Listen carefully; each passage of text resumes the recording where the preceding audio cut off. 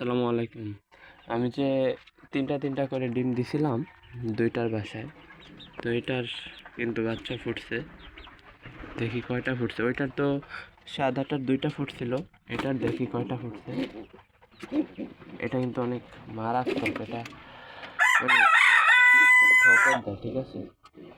এটা ভিতরে হাত দিতে আমার ভয় করে।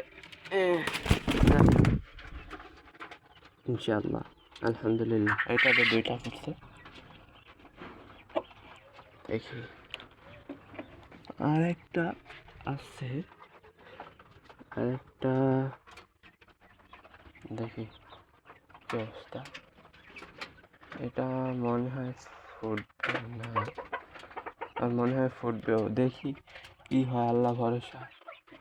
তো এগুলোর জন্য দোয়া করবেন। আসসালামু আলাইকুম ওয়া রাহমাতুল্লাহ।